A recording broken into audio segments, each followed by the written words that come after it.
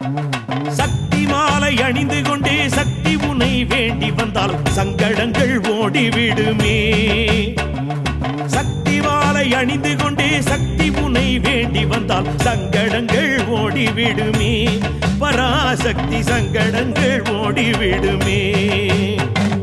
பக்தியோடு நோன்பிருந்து சக்தி உனை வேண்டி வந்தால் பாவம் அதுவும் பறந்து போகுமே. பூர்வ ஜன்ம பாவம் அதுவும் பறந்து போகுமே.